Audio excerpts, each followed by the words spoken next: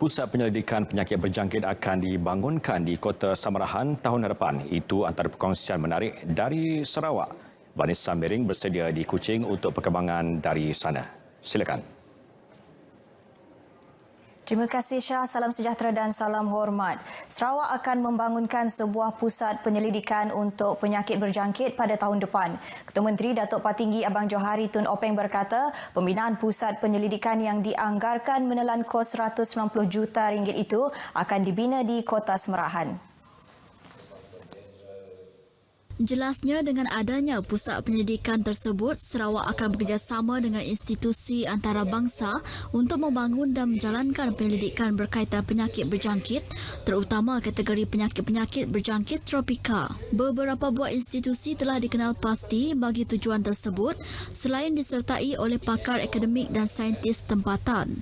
Antara institusi berkenaan ialah Universiti Oxford, Universiti Cambridge dan College Imperial London. We are the first one to do that, particularly for the tropical diseases. And we hope that with that collaboration, the pharmaceutical industry, including those who are involved in medical research, will come and work together with us. Datuk Petinggi Abang Johari ditemui pemberita selepas merasmikan persidangan antarabangsa mengenai teknologi dan sains inovatif untuk pendidikan dan penyelidikan atau Innostre edisi khas 2020 di Kota Samarahan. Terdahulu dalam ucapan perasmiannya, Ketua Menteri berkata, Sarawak melalui Majlis Tindakan Ekonomi Sarawak telah mengenal pasti beberapa inisiatif untuk memulihkan semula ekonomi negeri pasca COVID-19 menjelang 2030. Antara inisiatif berkenaan ialah melalui ekonomi digital, inovasi dan pembangunan bakat tempatan. Dalam majlis ini, Datuk Petinggi Abang Johari melancarkan 2 buah institut penyelidikan Universiti Teknologi MARA, Cawangan Sarawak, iaitu Institut Pendidikan Produk Halal dan Pusat Perubatan Herba dan Eto. Terdahulu dalam majlis yang sama, Rektor Universiti Teknologi MARA UiTM Sarawak, Profesor Datuk Dr. Jamil Hamali berkata, UiTM aktif menjalankan kerjasama penyelidikan dengan universiti tempatan dan antarabangsa dalam usaha meningkatkan ranking universiti tersebut di peringkat antarabangsa. Jelasnya langkah tersebut sebagai menyokong inisiatif yang dilaksana oleh kampus utama universiti itu untuk meningkatkan ranking keseluruhannya. Ketika ini, UiTM berada di kedudukan 651 hingga 700 dalam QS World University Ranking yang menunjukkan peningkatan dari tahun ke tahun. Sementara itu, Konsul Jeneral Republik Rakyat China di Kuching, Cheng Guangzong yang turut berucap, menyuarakan komitmen beliau untuk terus memainkan peranan sebagai jambatan dan menyediakan perkhidmatan serta kemudahan kepada Sarawak untuk mempertingkat kerjasama dengan negara China dalam pelbagai bidang.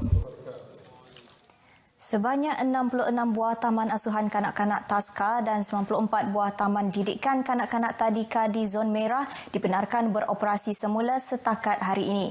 Menteri Kebajikan Kesejahteraan Komuniti, Wanita, Keluarga dan Pembangunan Kanak-kanak Datuk Seri Fatimah Abdullah berkata, pembukaan semula pusat itu membabitkan 1,770 orang kanak-kanak. Jelasnya pematuhan operator terhadap prosedur operasi standard SOP yang ditetapkan selama tempoh Perintah Kawalan Pergerakan bersyarat adalah di tahap yang memuaskan. I have seen most of the Taska and the Tadika in terms of giving their best and in terms of compliance with the SOP. We are very satisfied with that. This is for the registered Taska and Tadika. They walk extra mile.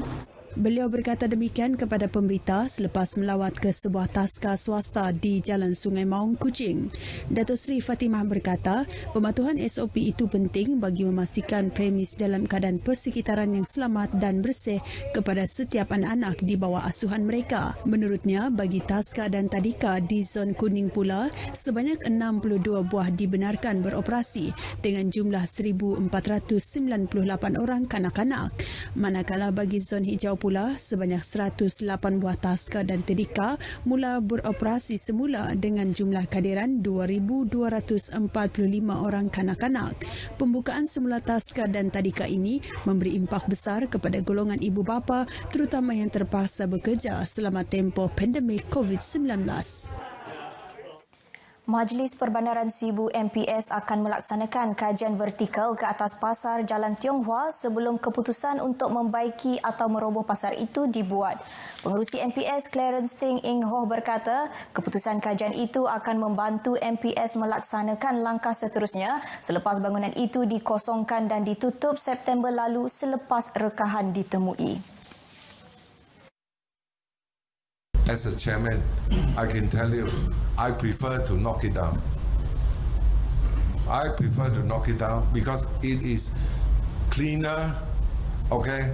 We can rebuild the place. That is more hygienic.